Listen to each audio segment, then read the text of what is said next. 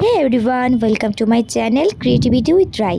তো আজকে বেরিয়ে পড়েছি দিদির বিয়ের জন্য কিছু কেনাকাটি করতে, সাজ এবং আরও কিছু কিনে আমি সোজা চলে গিয়েছিলাম মাসির বাড়িতে। মাসির বাড়ি গিয়ে আমরা বসে পড়েছিলাম তত্ত্ব সাজাতে। দিদির বিয়ে বলে কথা, তত্ত্ব তো সাজাতেই হবে। রাত 12টা অবধি তত্ত্ব সাজিয়ে আমরা সবাই মিলে গল্প করছিলাম। গল্প করে প্রায় 1:30টার সময় আমরা ঘুমিয়েছি। ভোর 4টে বাজতে না বাজতে আমি ঘুম থেকে উঠে পড়েছি, কারণ আজকে যাব জগন্নাথ ঘাটে ফুল আনতে। তো ভোরবেলা উঠেই প্রথম কাজ আমার সবাইকে ঘুম থেকে ডাকা। অনেক ডাকার পর এখন নিয়ে চলে এসেছি ফোনটা, কারণ আমার ডাকাতে কেউ ঘুম থেকে ওঠেনি। তো আমি এখন সবাইকে ফোন করে ডাকবো। বাইকে করে বেরিয়ে পড়েছি মৌড় স্টেশন অবধি যাওয়ার জন্য। মৌড় স্টেশনে ট্রেন ধরে আমরা সোজা চলে গিয়েছিলাম হাওড়া স্টেশনে। তারপর ওখান থেকে হাওড়া ব্রিজ পার করে সোজা চলে গিয়েছিলাম জগন্নাথ ঘাটে। তারপরে দুপুরবেলা খাওয়া দাওয়া সেরে বিকালতে আমি বসে পড়েছিলাম মেহেন্দি করতে। এই মেহেন্দিটা আমি নিজে করেছি, আর আমি আমার একটা বোনেরও করে দিয়েছিলাম। কেমন হয়েছে সেটা তোমরা কমেন্টে জানিও। বিয়ের দিন সকালে খুব তাড়াতাড়ি রেডি হয়ে গেছি, কারণ দিদি এখন যাবে শাঁখা পড়তে। তো সবাই বিয়ের আগের দিনকেই শাঁখা পড়ে, কিন্তু কালকে যেহেতু শনিবার ছিল সেই কারণে শাঁখা পড়তে যেতে পারেনি। তো আজকে সবাই মিলে শাঁখা পড়তে নিয়ে যাব। এখানে শাঁখা পলা পরিয়ে দিচ্ছে, আর ভিডিও করার দায়িত্বটা আমার ঘাড়েই ছিল, তো ভিডিওটা আমিই করছি। তারপরে বাড়ি ফিরে আমি রেডি হয়ে যাচ্ছি গায়ে হলুদের জন্য।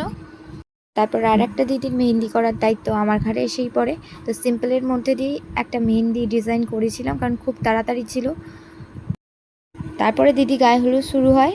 কিছু কারণবশত গায়ে হলুদ শুরু হতে অনেকটা দেরি হয়েছিল, সেই কারণে শেষ হতেও অনেকটা দেরি হয়ে গিয়েছিল। তারপরে এখানে আমরা সবাই মিলে কিছু ফটো তুলে নিই। সকালবেলা বিয়ের জন্য রেডি হয়ে গেছি, এখানে ভিডিও করা হয়নি সেই জন্য ফটোই দিলাম। এই যে এসে গেছে জামাইবাবু, আর আমার একটা কাকিমাই বরণ করে নিচ্ছে। এখানে শুভদৃষ্টি শুরু হয়েছে, আর এখানে সব খুব মজা হচ্ছিল, সবাই মিলে হাসাহাসি হচ্ছিল। এখানে দুজনকে একসাথে বরণ করে নিচ্ছে। এখানে বিয়ে শুরু হয়ে গেছে। এখানে অনেক রিচুয়ালস আছে, কিন্তু সিঁদুরদান দিয়েই বিয়ে সুসম্পন্ন হবে। আর এই ভিডিওটা যদি তোমাদের ভালো লেগে থাকে তাহলে কমেন্ট করো, লাইক করো অ্যান্ড সাবস্ক্রাইব করো। এই যে এখানে বিয়ে কমপ্লিট হয়ে গেল। এখানে টোপর পরে স্টাইল দিয়ে একটু ফটো তুলছিলাম, আর অনেক ফটো তুলেছি। কেমন লাগছে সেটা কমেন্টে অবশ্যই জানাবে। তারপর হঠাৎ করে আমার শরীরটা খারাপ করতে শুরু করে, তাই আর কোনো ভিডিও ক্লিপ আমি নিতে পারিনি। সকাল সকাল বিদায় বেলায় সবাই আশীর্বাদ করে নিচ্ছে, আর এখানে আমার দিদি প্রচণ্ড কাঁদছিল, কারণ কাঁদবার কথাই। এত বছর যে বাড়িতে ছিল, এবার সেই বাড়িটা ছেড়ে যাওয়ার পালা। এই যে আমি রেডি হয়ে গেছি দিদিকে দিতে আসার জন্য। এখানে সব টোপর ব্যাগ সব কিছু আমি নিয়ে বসে আছি। দিদি শ্বশুরবাড়িতে পৌঁছাতেই দিদির শাশুড়ি জামাইবাবুকে আর দিদিকে মিষ্টি খাইয়ে দিল।